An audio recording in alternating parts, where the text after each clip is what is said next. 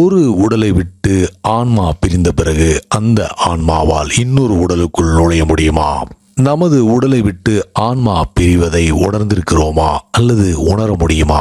ஒரு சராசரியான ஆன்மா, அதாவது உயர்ந்த தரமும் இல்லாமல் குறைந்த தரமும் இல்லாத ஆன்மா இறந்து 13 நாட்களில் தனக்கான உடலை கண்டடைந்து விடுமா? ஒரு உயர்ந்த தரமுள்ள ஆன்மாவை உருவாக்குவது நமது கைகளில் தான் இருக்கிறதா? குறைந்த தரமுள்ள ஆன்மாவைத்தான் பேய் பிசாசு என்று அழைக்கிறோமா?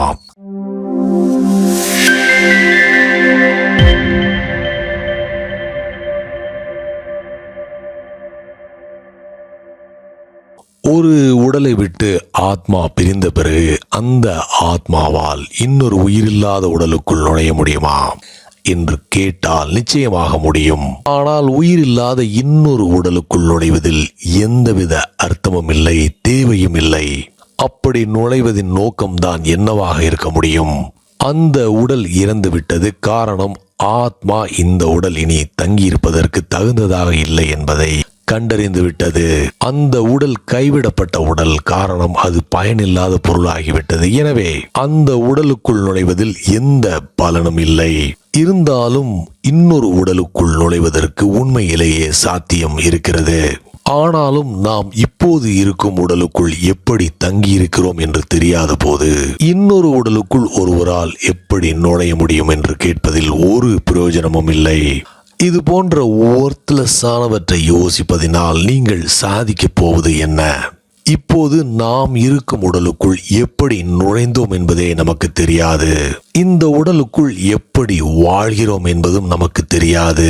அதேபோல் இந்த உடலை விட்டு நமது ஆன்மா பிரியும் அனுபவத்தையும் நாம் பார்த்ததில்லை. எது எப்படி இருந்தாலும் சரி, இன்னொரு உடலுக்குள் நுழைவதற்கான காரணம் எதுவும் இல்லை. However, in scientific terms, it can be said that it is possible to enter another body. காரணம், ஒரு உடலை அடிப்படையில் உங்களுடையது அல்லது என்னுடையது என்ற ரீதியில் பார்க்க முடியாது. All bodies are external. ஒரு ஆன்மா தாயின் கருவறைக்குள் நுழையும் போது அது உண்மையில் ஒரு சிறிய உடலுக்குள் நுழைகிறது. A very small body, an atomic body. முதல் நாள் தாயின் கருப்பைக்குள் உருவான செல்லில் தான் எல்லா இன்பில்ட் புரோகிராமும் இருக்கிறது. உதாரணமாக, கன்சீவான நாளிலிருந்து 50 வருடத்தில் ஒருவருக்கு முடி வெள்ளையாக மாறும் என்பது அந்த சிறிய விதையில் ஒளிந்திருக்கிறது. அந்த விதையில்தான் கண்களின் நிறம் என்னவாக இருக்கும், கைகளின் நீளம் என்னவாக இருக்கும், உடல் ஆரோக்கியமானதாக இருக்குமா, நோய் உள்ளதாக இருக்குமா, கருப்பாக இருப்போமா, வெள்ளையாக இருப்போமா, சுருட்டை முடியா இல்லையா என்பது ஒளிந்திருக்கும். மனித கான்சியஸ்னஸின் வீரியம் தினமும் குறைவடைந்து கொண்டே போவதற்கு காரணம், திருமணமான தம்பதிகள் தரமான ஆன்மாக்கள் பிறப்பதற்கு சரியான சந்தர்ப்பங்களை உருவாக்குவதில்லை. பெரும்பாலான சந்தர்ப்பங்கள் தரம் குறைந்த ஆன்மாக்களை அல்லது இன்ஃபீரியரான ஆன்மாக்கள் பிறக்கவே உருவாக்கப்படுகின்றன.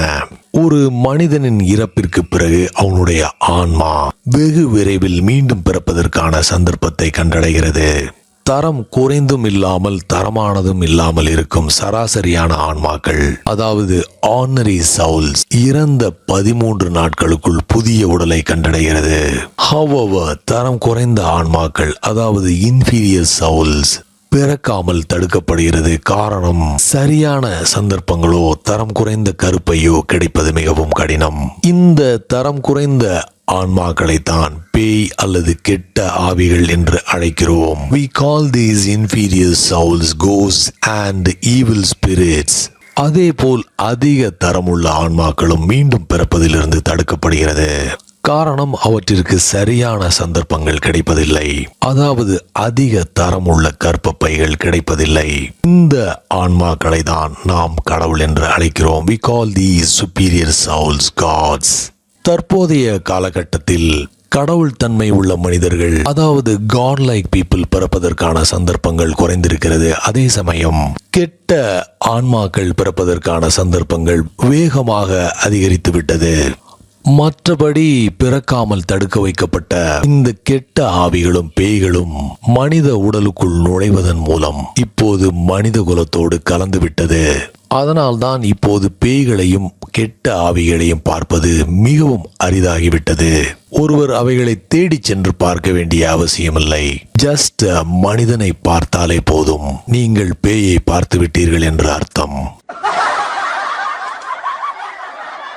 கடவுள்களின் மேல் உள்ள நமது நம்பிக்கை கண்கூடாக குறைந்துவிட்டது. காரணம், பார்க்க கிடைக்காத ஒன்றை எப்படி ஒருவரால் நம்ப முடியும்?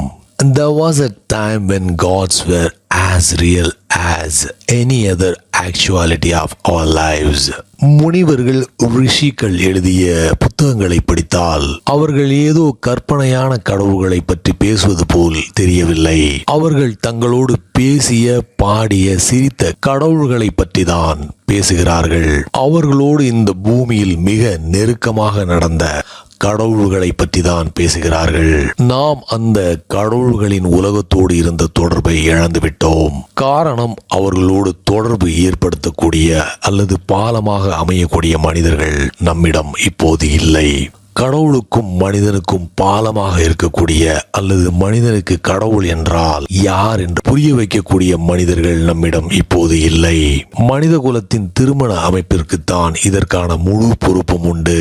The whole marital system of the human race is ugly and perverted. மிக முக்கியமான விஷயம் என்னவென்றால், நாம் அன்பை அடிப்படையாக கொண்டு நடக்கும் திருமணங்களை நிறுத்திவிட்டோம். Marriages are happening without love. அன்பில்லாத or love இல்லாத திருமணம் ஸ்பிரிச்சுவல் பாண்டை உருவாக்காது. அன்பு அல்லது காதல் அல்லது லவ் இருந்தால்தான் இந்த ஸ்பிரிச்சுவல் பாண்டிற்கு வாய்ப்பு உள்ளது. ஒரு ஹார்மனி, பிணைப்பு, இசை எல்லாமே ஒரு சிறந்த உயர்ந்த ஆன்மா பிறப்பதற்கு தேவை. இந்த கிரேட் சவுல் ஒரு ஆணும் பெண்ணும் இணைந்தால் மட்டும் பிறப்பதில்லை. அதற்கு அவர்களுடைய அன்பு மட்டுமல்ல, 2 ஆன்மாக்களும் இணைய வேண்டும். இருவரும் ஒருவர் என்றாக வேண்டும். அன்பில்லாத திருமணத்தில் இருந்து பிறக்கும் குழந்தைகளிடம் அன்பு இருக்காது. They can never be God-like. பெரும்பாலும் அவர்கள் பேய்கள், கெட்ட ஆவிகள் போல்தான் இருப்பார்கள். They will be more like ghosts and evil spirits. அவர்களுடைய வாழ்க்கை கோபம், வெறுப்பு, வன்முறைகள் நிறைந்ததாக இருக்கும். அங்கே ஹார்மனி, பிணைப்பு ஆணுக்கும் பெண்ணிற்கும் நடுவில் இல்லை என்றால் அது பெரிய நம்ப முடியாத விஷயங்களை உண்டாக்கும். ஆணும் பெண்ணும் ஒன்று கூடியதால் பிறக்கும் குழந்தையின் தரம் எப்படி இருவரும் ஒருவரின் மேல் ஒருவர் அன்போடு, காதலோடு இருக்கிறார்கள், எவ்வளவு ஸ்பிரிச்சுவாலிட்டி இருவருக்குள்ளும் இருக்கிறது, எவ்வளவு பியூரிட்டி, பிரேயர்ஃபுல்னஸோடு இருவரும் இணைந்தார்கள், இவற்றையெல்லாம் பொறுத்தது. ஆன்மா எவ்வளவு உயர்தரமானதாக இருக்கிறது, எவ்வளவு சுப்பீரியராக இருக்கிறது, டிவைன் கான்சியஸ்னஸோடு இருக்கிறதா என்பது இதன் அடிப்படையில் தான். மனித குலம் அளவுக்கு அதிகமாக மகிழ்ச்சி இல்லாமல் துன்ப துயரங்களில் இருப்பதற்கு காரணம் சிதைக்கப்பட்ட திருமண உறவுதான். திருமண வாழ்க்கையின் அர்த்தத்தை மாற்றி அமைத்தால்தான், அதை ஆரோக்கியமான நிலைக்கு கொண்டு வந்தால்தான், அந்த உறவை சுத்திகரித்தால் மட்டும்தான், ஸ்பிரிச்சுவலைஸ் செய்தால்தான், அல்லது ஆன்மீக வழியில் இட்டு சென்றால் மட்டும்தான் எதிர்காலத்தில் மனித குலத்தை செழுமைப்படுத்த முடியும். ஆன்மீகம் சரியான முறையில் கற்றுக் கொடுக்கப்பட்டால், ஒவ்வொரு மனிதனுக்கும் சரியான சிந்தனைகள், சரியான கான்செப்ட், சரியான பார்வை கொடுக்கப்பட்டால் 20 வருடங்களுக்குள் முற்றிலுமாக புதிய தலைமுறை ஆண்களை நம்மால் உருவாக்க முடியும். எதிர்காலத்தில் வரவிருக்கிற புதிய ஆன்மாவை பற்றி துளி கவலையும் இல்லாமல், முதலில் அன்பை பகிராமல் செக்ஸிற்குள் யார் நுழைகிறாரோ அவர் ஒரு பாவி, பாவம் செய்பவர், எ சின்னர். அவர் ஒரு கிரிமினல். அவருடைய குழந்தைகள் திருமணத்தின் மூலம் பிறந்தால் கூட தவறான உறவில் பிறந்ததாகத்தான் அர்த்தம்.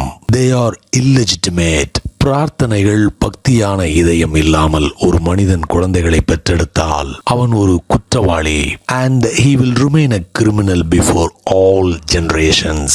நமது ஒட்டுமொத்த எதிர்காலமும் எந்த மாதிரியான ஆன்மா கருப்பைக்குள் நுழைகிறது என்பதை பொறுத்து இருக்கிறது.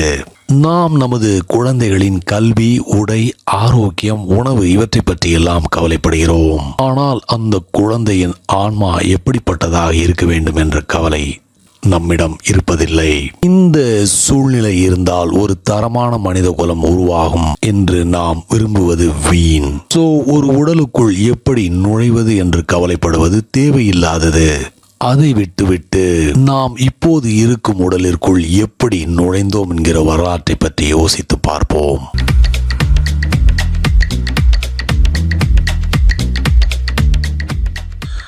தேங்க்ஸ் ஃபார் வாட்சிங். முடிந்தளவு உங்களோட நண்பர்களோட வீடியோவை ஷேர் பண்ணுங்கள். உங்களுடைய விமர்சனங்களை காமெண்ட்ஸில் சொல்லுங்கள். அடுத்த வீடியோவில் சீக்கிரம் உங்களை எல்லாரையும் சந்திக்கிறேன். Until then, take care. Bye.